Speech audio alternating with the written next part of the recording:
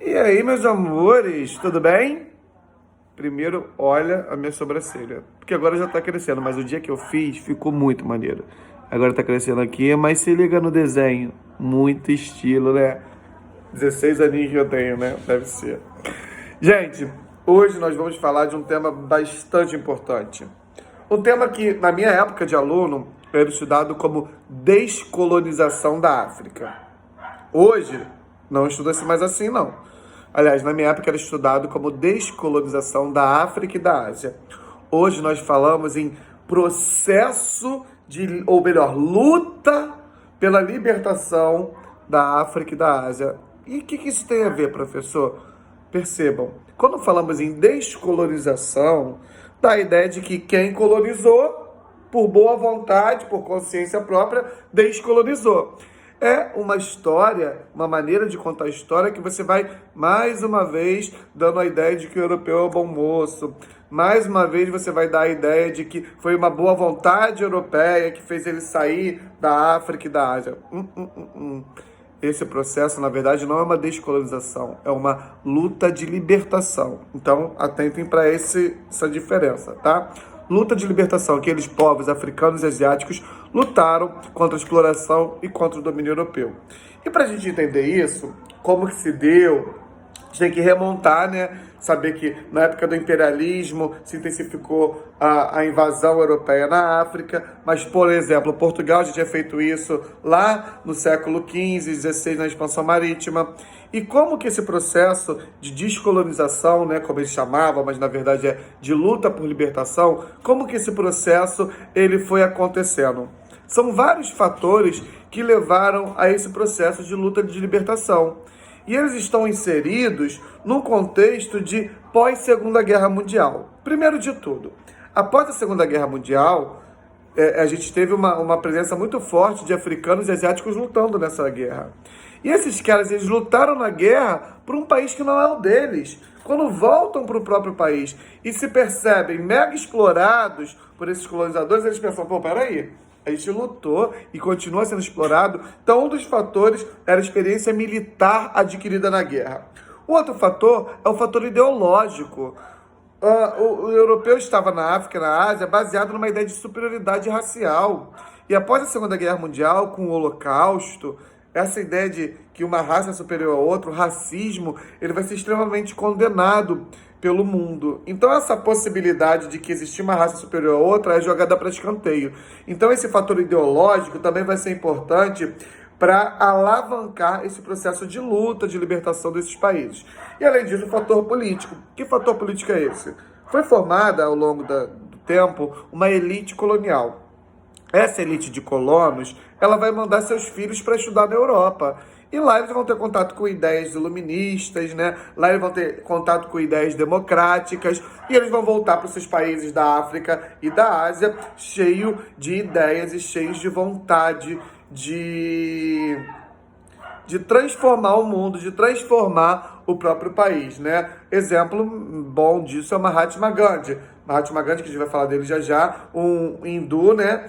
Vivia na Índia, um indiano, ele vai ser mandado para estudar na África do Sul. Lá ele inicia o processo de liderança antirracista. Qual era o racismo praticado? Com aqueles hindus que iam para lá. E lá ele consegue ganhar uma repercussão muito grande lutando para combater esse racismo, para que os indianos fossem respeitados. Quando ele volta para a Índia, ele vai se juntar a uma elite que reivindicava a independência e vai liderar esse processo. Mas antes dele, a gente tem que entender que no pós-Segunda Guerra Mundial, a gente já entrando na Guerra Fria. Guerra Fria é aquele mundo bipolar que a gente já viu, né? Socialismo, capitalismo. Primeiro passo que vai fortalecer esse processo de libertação foi dado pelos países que já eram libertos, os países que já eram independentes. Eles vão estabelecer a Conferência de Bandung. A Conferência de Bandung vai ser estabelecida em 1955. E essa Conferência de Bandung, ela vai estabelecer várias coisas. Vai criar uma espécie de ideia de união contra o colonialismo, união contra o racismo e também união contra a bipolarização. Eles acreditavam que não adiantava se tornar independente e se vincular ao capitalismo ou se vincular ao socialismo. Era preciso se tornar independente de fato. independente sem ter nenhum acordo com países satélites, sabe? Então, eles acreditavam em criar uma linha que não tivesse um alinhamento automático nem ao socialismo e nem ao capitalismo, né? O nome dessa ideia vai ficar conhecida como terceiro mundismo. O terceiro mundismo é essa coisa que foge ao capitalismo e ao socialismo, proposto pela Conferência de Bandung. Essa ideia de que os países têm que definir suas próprias políticas, independentes da bipolarização inerente à Guerra Fria, né? Então, a Conferência de Bandung vai ter esses objetivos, o objetivo também de ratificar uma ideia da ONU, de autodeterminação dos povos. A ONU, que vai ser criada no pós-Segunda Guerra Mundial, a gente já viu, vai defender essa ideia de que os povos podem e devem se autodeterminar, não devem ser colonizados, não devem ser rebaixados ao posto de colônia. Então, a gente vai citar alguns casos aqui, mais especificamente falando. Vamos citar o caso da Índia e do Vietnã, na Ásia, e o caso de Angola, na África. No caso da Índia, vai surgir uma figura muito importante para a história, né? O Gandhi, que vai ser nomeado, apelidado de Mahatma. Mahatma é grande alma. Mahatma não é o nome dele, é um título que ele ganha. Então, Mahatma Gandhi, a grande alma, o Gandhi, ele vai liderar um processo, como eu falei, ele estuda na África do Sul, ele estuda porque vinha de uma elite, né? Ele era filho de político no oeste da Índia, e ele, quando volta, ele inicia um processo, lá em 1930, aproximadamente, de descolonização. Só que a descolonização dele, olha eu errando, a luta por libertação dele vai se dar não por meio das armas, mas de forma pacífica. Ele chama a população, conclama ela o que chamamos de desobediência civil. O que é desobediência civil? Peraí, os ingleses estão aqui por quê? Por causa de impostos? Vamos parar de pagar os impostos. Eles estão aqui por quê? Porque eles consomem a roupa que eles vendem? Vamos parar de comprar roupas com eles, vamos confeccionar as nossas próprias. Eles vendem aqui sapatos? Vamos andar com sapatos maltrapilhos, sapatos feitos à mão. Então, essa desobediência civil era uma maneira pacífica de mostrar para os ingleses que não seria mais tolerada a colonização, não seria mais tolerada a exploração. Tem um ponto muito alto que vai ser a Marcha do Sal, quando eles saem do centro da Índia em direção ao mar, marchando por cerca de 27 dias, reivindicando o fim dos impostos sobre o sal. Não está certo, os impostos não são diminuídos, porém isso vai chamar a atenção do mundo, essa maneira pacífica de se fazer protesto. Além disso, muitos dos que protestavam foram massacrados pelo governo. Então ali ficou clara uma injustiça, ali ficou clara uma maneira extremamente maldosa e autoritária do governo em lidar com pessoas do governo inglês, com pessoas que pacificamente promoviam essa marcha. Gandhi foi preso por diversas vezes, tem inclusive uma questão do Enem que mostra Gandhi preso, mas a impossibilidade de prender a sua ideia. Tá assim, uma grade com Gandhi ali atrás dela, soldados assustados olhando para o público assim, e no público um monte de rostinhos do Gandhi. A ideia de que você prende um corpo, mas não prende um ideal, não prende uma ideia, né? E a Inglaterra se viu impossibilitada de combater isso, e ela vai, enfim, em 45, negociar com as lideranças, né? A gente tinha duas grandes lideranças, a liderança do Ali Jinnah, que representava a ala muçulmana, e a liderança do Gandhi, que representava a ala hindu. Entre 45 e 47 vai ser negociada a independência, que vai se dar a partir de uma fragmentação. Com a fragmentação da Índia, vão nascer outros países. Ó. A Índia ela vai ser fragmentada, vai se manter uma parte como Índia. Além disso, vai ser formado também o Paquistão Oriental e o Paquistão Ocidental. O Paquistão Oriental hoje é chamado de Bangladesh, desde a década de 70, tá? E 74. E os muçulmanos vão estar nessa região do Paquistão, enquanto os hindus vão estar na região da Índia, né, liderado pelo Gandhi. Vai haver uma intolerância religiosa muito grande de uma parte e de outra. Então, muitos muçulmanos que estavam na parte hindu vão fugir para a parte do Paquistão. E muitos hindus que estavam na parte do Paquistão vão fugir para a Índia. Isso vai gerar um caos, vai gerar guerra entre paquistaneses e hindus, entre muçulmanos e hindus, né? E o Gandhi vai, mais uma vez, resistir à violência. Ele vai fazer greve de fome pelo fim da guerra. Ele vai reivindicar, apelar para a mídia pelo fim da guerra. E isso vai levar ele a ser assassinado por um hindu. Um hindu que não aceitava mais esse discurso pacifista do Gandhi. Vai assassiná-lo em 49, se não me engano, ou 47. Mas, no fim das contas, na década de 70, é estabelecida a divisão oficial, né? Índia, Bangladesh e Paquistão, como se mantém até hoje. Tranquilo? O Vietnã, que era uma colônia francesa chamada de Indochina.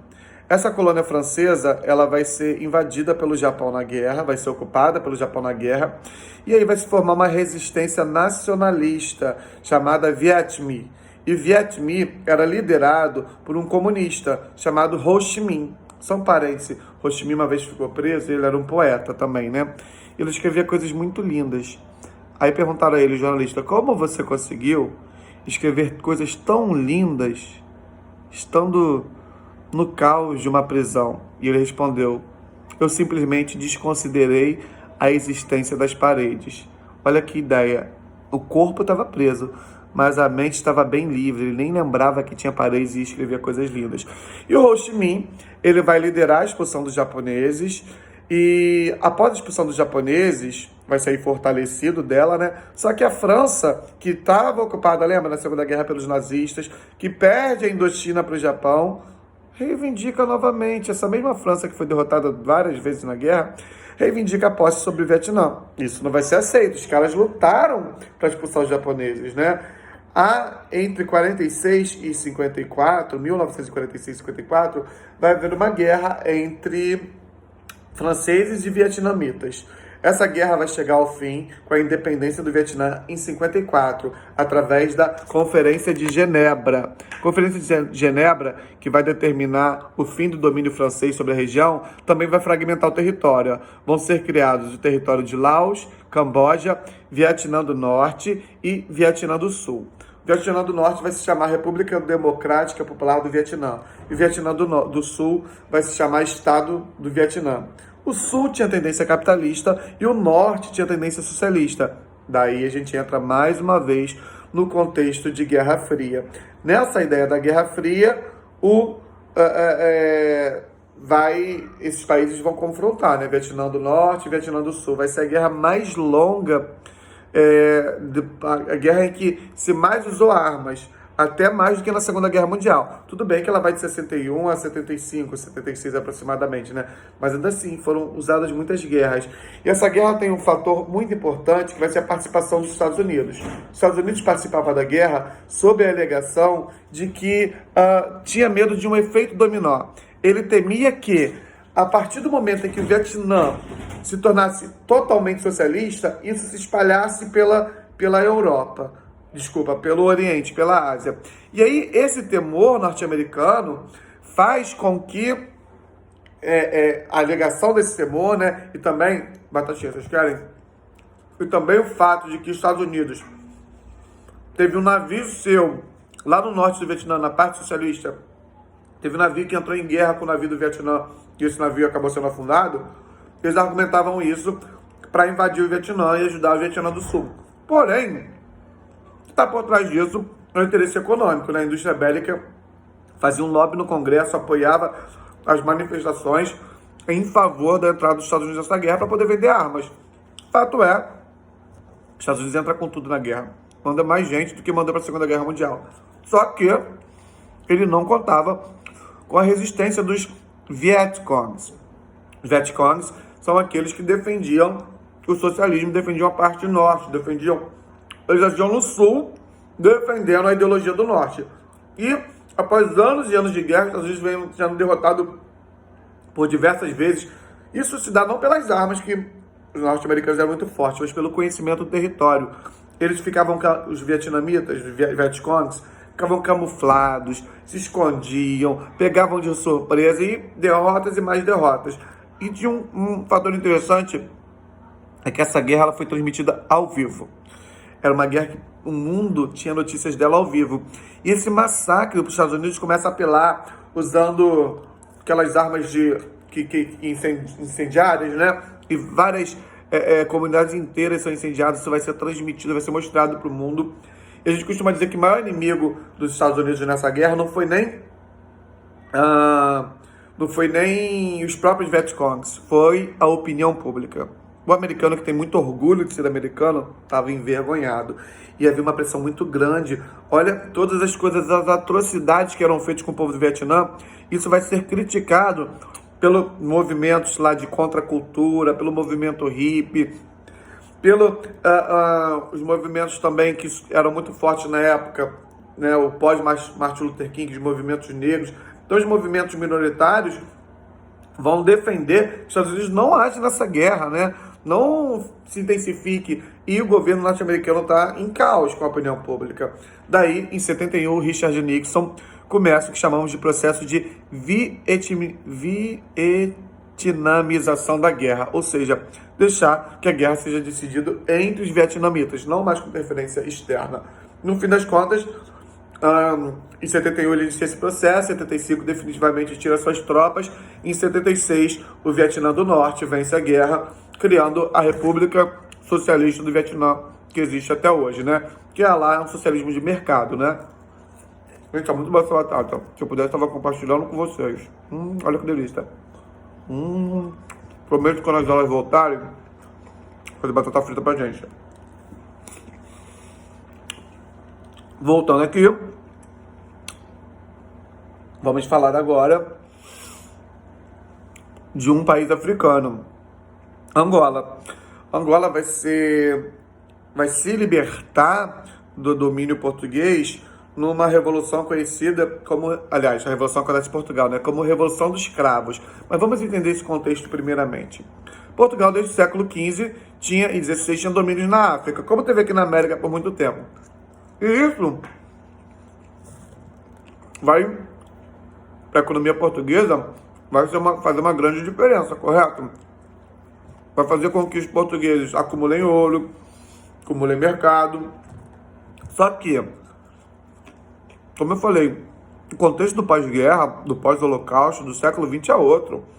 O mundo não admite mais esse discurso racista. O mundo não admite mais esse discurso eugênico, esse discurso de superioridade racial. Isso vai reverberar em outros países, além da Europa e da América, né, como os países da África e da Ásia. E Portugal, ele vivia desde a década de 30 um governo fascista, o Estado Novo. O Estado Novo português vai da década de 30 até 75. Só que de 33 a 70 tinha um governante muito forte, governante que tinha afinidades com as ideologias fascistas de Mussolini e de Hitler, que era o Antônio Salazar. O Antônio Salazar mantinha com mão de ferro as colônias além-mar. Chamava ele de províncias e não de colônias, como se dissesse que aquilo ali é parte do meu território, né, e não algo que eu tomei para mim. E o Salazar morre em 70, morte natural, e aí o Estado Novo começa a se enfraquecer. Muitas mulheres, mães e pessoas em geral criticavam o fato de que Portugal tinha que manter um exército muito, muito numeroso lá em Angola. E muita gente morria, muitos membros do exército morriam, porque em Angola se iniciava o processo de libertação também. A sua população civil não aceitava mais o domínio. Então, guerras eram travadas. E, à medida que essas guerras eram travadas, portugueses morriam. Então, a opinião pública se volta contra o governo. Surgem lá alguns grupos em Angola, que também vão ser no contexto de Guerra Fria. Ó. A Frente Nacional pela Libertação de Angola vai ter o apoio dos Estados Unidos e também do Zaire, outra região africana. A União Nacional de Angola, a UNITA, ela vai ter apoio dos Estados Unidos e da África do Sul. Também vai ser de tendência capitalista, ó, FNLA e UNITA. E, além delas, a gente vai ter aquela de tendência socialista, que é o Movimento pela Libertação de Angola, a MPLA, e vai contar com apoio tanto de Cuba como da União Soviética. Em 74, lá em Portugal, ocorre, dia 24 de abril, a Revolução dos Cravos, que é a revolução que põe fim ao Estado Novo, uma revolução pacífica. A ideia dos cravos é porque as mulheres penduraram nos rifles de soldado na ponta dos rifles um cravo, que simbolizava a boa nova, simbolizava o espírito de mudança. E essa Revolução dos Cravos põe fim ao Estado Novo em Portugal, esse Estado fascista que mantinha o domínio sobre a África. E isso vai dar possibilidades de se negociar essa libertação africana. Isso vai ser negociado em 75, quando a MPLA, esse Movimento pela Libertação de Angola, de tendência socialista, recebe a independência, né, com relação a Portugal. Tudo são flores agora? Não. Juntaram-se UNITA e FLNA e eles vão se manter em guerra entre 75, que é a independência, quando a MPLA chegou ao poder, e 2002, recentemente. Eles ficam por guerra, então, 85, 95, por 27 anos de guerra. E em 2002 foram estabelecidas eleições lá em Angola. Até hoje, tropas estrangeiras se mantêm em Angola, né? Especialmente tropas cubanas e tropas sul-africanas, para garantir a paz no país africano, que infelizmente é um dos países que ainda sofre muito com a desigualdade social, com os problemas derivados da guerra, né? Com a mortalidade, e até hoje convive com guerras específicas e isoladas. Tranquilo, bebês? Façam os exercícios que eu vou enviar. E do módulo também. Beijo!